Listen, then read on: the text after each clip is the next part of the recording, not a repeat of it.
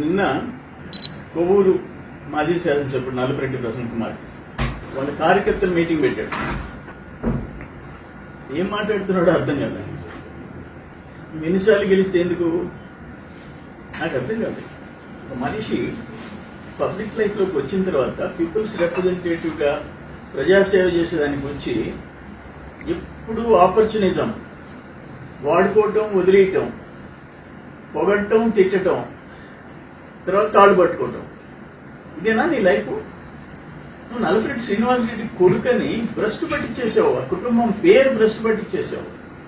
ఏం మాట్లాడతావు? నిన్న ఒక కోవూరు ఎమ్మెల్యే మహిళ, ఆమెని ఆమె భర్త ఎంపీ బీపీఆర్ని వైసీపీలో ఉన్నప్పుడు తెగ పొగిడేవు, హోమాలు చేయించావు, దాన కర్ణులు అన్నావు, ఆదర్శ జంట అన్నావు. నేను ఏం మాట్లాడుతున్నా? ఏంది అంత ఫ్యాట్, అంత కొవ్వేంది? ఏమైంది నీకు? ఒక మహిళా ఎమ్మెల్యేని నీ నోటికొచ్చి మాడతావా? భార్యాభర్తలకి మధ్య తగులు పెట్టేదానికి ప్రయత్నం చేసినట్టు చేస్తావు. నీ వల్ల అవుతా? అంటే కనీసం మర్యాద లేదా నీకు? ఏమనుకుంటున్నావు? నిన్న మాట్లాడింది సమాజం ఒప్పుకోదు, సమాజం ఒప్పుకోదు. రాజకీయాలు కాదు అక్కడ. ఇంత నీచంగా తయారైపోయినావు. నీ ఒక్కసారి నీ సంగతి చూస్తే 1996లో చంద్రబాబుని ఇంటికెళ్ళి ఈడ్చుకెళ్తా కొడతా, చంద్రబాబుని కొడతా. 96 ఎలక్షన్స్ ముందు లక్ష్మీపార్వతి పార్టీలో ఉండి నువ్వు వాడిన భాష చంద్రబాబుని ఇంటికెళ్ళి కొడతా మాట్లాడాడు. పార్లమెంట్ ఎలక్షన్స్ అయిపోయినాయి. నేను బాబు గారింటికి పోయి, సీఎం గారింటికి పోయి వస్తుంటే జయప్రదతో కూడా కలిసి లోపల బాబు గారిని కలిసి బయటకు వస్తున్నాడు. బాబు గారి కాళ్ళు పట్టుకున్నాడు లోపల. జస్ట్ పార్లమెంట్ ముందు లక్ష్మీపార్వతి పార్టీలో చంద్రబాబు నాయుడిని ఇంటికెళ్ళి కొడతా. పార్లమెంట్ ఎలక్షన్స్ లో 0, గుండు 0.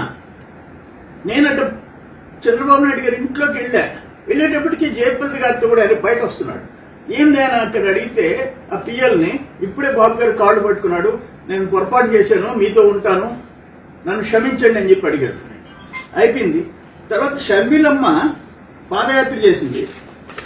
నువ్వు వైసీపీలో పోయిన తర్వాత వచ్చి మీటింగ్లో బాబుని, చంద్రబాబు నాయుడిని చెట్టుకు కట్టేసి కొట్టాలన్నావు. అంటే ఏంటి నువ్వు మాట్లాడేది? నేదురుమల్లి జనార్దన్ రెడ్డి దుర్మార్గంగా మాట్లాడావు. నేదురుమల్లి జనార్దన్ రెడ్డి కాళ్ళకి దండం పెట్టి ఆశీర్వాదాలు కావాలన్నావు. ఆనవాళ్ళని తిట్టావు. ఆనవాళ్ళని మళ్ళీ వాళ్ళ ఇంటికాడ చేరేసేసి కాళ్ళు పట్టుకున్నావు. ఎక్కడన్నా ఇటువంటి క్యారెక్టర్ని ఎక్కడన్నా చూసామా? నువ్వు పోలంరెడ్డి దినేష్ రెడ్డిని ఏం మాట్లాడావు? నీ పక్కన మనుషుల చేత చంపించేస్తానని మాట్లాడావు. ఎప్పుడన్నా చూసామా? నీ మీద పోలంరెడ్డి ఎమ్మెల్యేగా గెలిచినాడు కుర్రోడు రాజకీయాల్లోకి వచ్చాడు. నువ్వు ఏం మాట్లాడావు? అతని క్యారెక్టర్ గురించి ఏం మాట్లాడించావు పక్కన వాడి చేత? నీ పక్కనుండేవాడు అతన్ని చంపేస్తాను అని అంటే నువ్వు సమర్థించి మాట్లాడావు. నెక్స్ట్ ప్రెస్ కాన్ఫరెన్స్ లో నా విషయం తీసుకో. నీ కాకాని గోవర్ధన్ రెడ్డి మా తల్లిని తండ్రిని నీచంగా మాట్లాడితే నువ్వు ఖండించాలా? ఎందుకంటే మా తల్లి వచ్చి నీ మేనత్త. నీకు సిగ్గులే.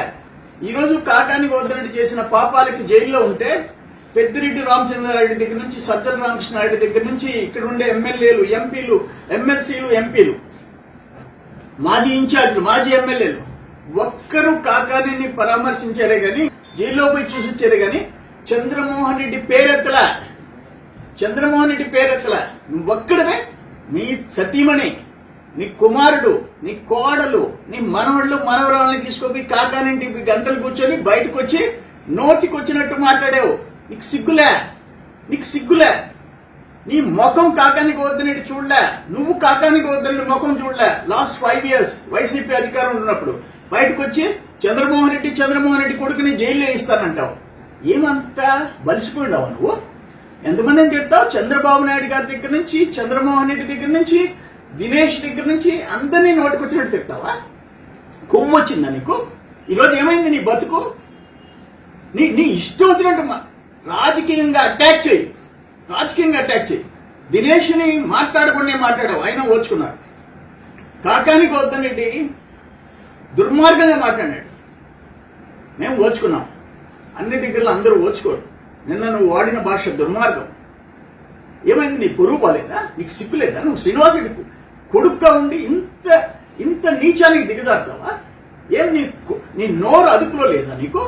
చంద్రబాబుని కొడతావు, ప్రశాంతమని తిడతావు, చంద్రమోహన్ రెడ్డిని బొక్కలు వేస్తావు, ఎంతమందిని తిడతావు నువ్వు? కంట్రోల్లో ఉండు, కంట్రోల్లో ఉండు. ఈరోజు నీ మీద వేమిరెడ్డి ప్రశాంత్కి 54,600 మెజారిటీ వచ్చింది. సిగ్గులే? 54,600 ఆమె గెలిచింది. నువ్వు ప్రతిరోజు ఇంకా ఆమె తిడతా ఉంటే ఏమొస్తుంది నీకు? నీ ముఖానికి నిన్ను వదిలిపెట్టేసి, నీ ఫాలోయర్స్ వదిలిపెట్టేసేసి తెలుగుదేశంలోకి వెళ్ళిపోతున్నారు. ఇది కరెక్ట్ కాదు. దీన్ని తీవ్రంగా ఖండిస్తున్నాం. నీ భాష కంట్రోల్ చేసుకో. ఇంకైనా బుద్ధి రావాలి నీకు. ఒక పక్కన మాకు ఆమె పెద్ద ఇంట్లో ఉండింది అనేది ఒక్కటే మాకు కొరత. ఆమె ఇంట్లో ఉన్నప్పుడు జనం తిరగబడ్డారు. ఉన్నావు, నేను నా పేరు ప్రకటించాడు పెద్ద ఆయన ఎన్టీ రామారావు గారు కోవూరు బై ఎలక్షన్లో. సేనమామ కాంగ్రెస్లో ఎమ్మెల్యేగా చనిపోయినాడు. తీసుకుపోయి నీకు టికెట్ ఇప్పించాము. అక్కడి నుంచి మళ్ళీ కాంగ్రెస్లోకి వెళ్ళిపోయినావు, లక్ష్మీపార్వతి పార్టీలోకి పోయినావు, మళ్ళీ తెలుగుదేశంలోకి వచ్చావు, మళ్ళీ రాజశేఖర రెడ్డితో కూడా కాంగ్రెస్లోకి పోయినావు, మళ్ళీ వైసీపీలోకి పోయినావు.